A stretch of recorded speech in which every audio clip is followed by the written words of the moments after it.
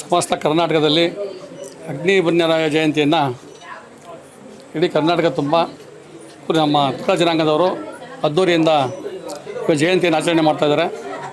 ಇವತ್ತು ನಾವು ಮುಖ್ಯವಾಗಿ ನೆನೆಸ್ಕೋಬೇಕಾಗಿರೋದು ನಮ್ಮ BJP ಪಕ್ಷದ ನಮ್ಮ ಏನು CM ಆಗಿರಲ್ಲ ಬಸವರಾಜ ಬೊಮ್ಮಾಯಿ ಅವರು. ಇವತ್ತು ದಿವಸ ನೆನೆಸ್ಕೋಬೇಕಾಗಿದೆ ಅವ್ರನ್ನ. ಅವರಿಂದನೇ ನಾವು ಇವತ್ತು ಜಯಂತಿನ ಆಚರಣೆ ಮಾಡೋದಕ್ಕೆ ಒಂದು ದಾರಿಯಾಗಿತ್ತು. ಹಾಗೆ ಅವ್ರನ್ನ ನೆನೆಸ್ಕೊಳ್ತಾ ಈ ದಿವಸ 6ನೇ ವರ್ಷದ ಜಯಂತಿಯನ್ನು ನೆಲಮಂಗಲ ತಾಲೂಕಲ್ಲಿ ಈ ಒಂದು ತಾಲೂಕು ಕಚೇರಿ ಆವರಣದಲ್ಲಿ ಆಚರಣೆ ಮಾಡ್ತಾಯಿದ್ದೀವಿ. ಇಲ್ಲಿ ಬಂದಿರತಕ್ಕಂಥ ಎಲ್ಲ ನಮ್ಮ ಸಮಸ್ತ ಜನಾಂಗಕ್ಕೆ ನಾನು ಥ್ಯಾಂಕ್ಸ್ ಹೇಳ್ತಾ, ಇವತ್ತು ಸ್ವಲ್ಪ ಜನ ಸಂಖ್ಯೆ ಕಮ್ಮಿ ಆಗಿದೆ ಅಂತ ನೀವು ಕೇಳಿದ್ರಿ. ಯಾಕೆ ಅಂತಂದರೆ ಇವತ್ತು ಗೊಲ್ಲಳ್ಳಿ ಜಾತ್ರೆ ಇದೆ. ಏನು ನೆಲಮಂಗಲದ ನಮ್ಮ ಜನಾಂಗ ಇದ್ದಾರೆ, ಎಲ್ರಿಗೂ ಮನೆ ದೇವರು.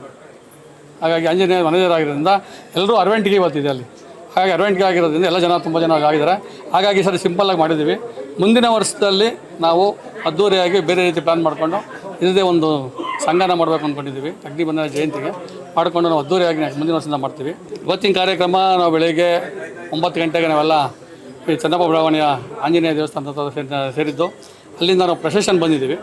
ರಥದ ಮುಖಾಂತರ, ಬೆಳ್ಳಿ ರಥದ ಮುಖಾಂತರವಾಗಿ ಅಗ್ನಿ ಬನ್ಯರಾಯ ಸ್ವಾಮಿಯನ್ನು ಕುಂದಿಸ್ಕೊಂಡು ನಾವು ಅಲ್ಲಿಂದ ಮೆರವಣಿಗೆ ಬಂದು ಈಗ ತಾಲೂಕು ಆಫೀಸಲ್ಲಿ ಪೂಜೆಯನ್ನು ಕೈಂಕರ್ಯ ಮುಗಿಸಿದ್ದೀವಿ. ನಮ್ಮ ಕರ್ನಾಟಕ ಸರ್ಕಾರ ನಮ್ಮನ್ನು ಗುರುತಿಸ್ಕೊಂಡು ಅಗ್ನಿ ಬನ್ಯರಾಯ ಜಯಂತಿಯನ್ನು ಆಚರಣೆ ಮಾಡೋದಕ್ಕೆ ಅನುಮೋದನೆ ಮಾಡೋದ್ರಿಂದ ಪ್ರತಿ ತಾಲೂಕಿನಲ್ಲಿ ನಮ್ಮ ತಿಗಳ ಜನಾಂಗದವರು ಪ್ರತಿ ವರ್ಷ 28 ಮಾರ್ಚ್ ಅಗ್ನಿ ಬನ್ಯರಾಯ ಜಯಂತಿಯನ್ನು ಆಚರಣೆ ಮಾಡ್ತಾಯಿದ್ದೀವಿ.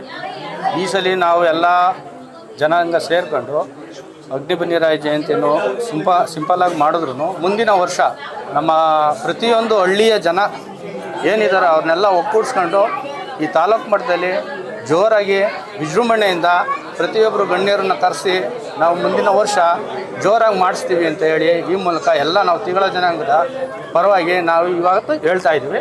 ನಮ್ಮ ನಾಡಿನ ತಿಗಳ ಅಗ್ನಿವಂಶ ಕ್ಷೇತ್ರೀಯ ಸಮಸ್ತ ನಾಡಿನ ಜನತೆಗೆ ಇವತ್ತು 6ನೇ ವರ್ಷದ ಅಗ್ನಿ ಬನ್ಯರಾಯ ಸ್ವಾಮಿ ಜಯಂತ್ಯೋತ್ಸವದ ಶುಭಾಶಯ ಕೋರುತ್ತಾ ಕಾರ್ಯಕ್ರಮ ನಾವು ಇವತ್ತು ಸುಮಾರು ಒಂದು 8-10 ದಿವಸದಿಂದ ಎಲ್ಲರೂ ಸೇರಿಕೊಂಡು ಒಂದು ಸಭೆಯನ್ನು ಚಿಕ್ಕದಾಗಿ ಕರೆದು ಅರ್ಜೆಂಟಾಗಿ ಕಾರ್ಯಕ್ರಮ ನಾವು ನಿರೂಪಿಸಿಕೊಟ್ಟಿದ್ದೀವಿ.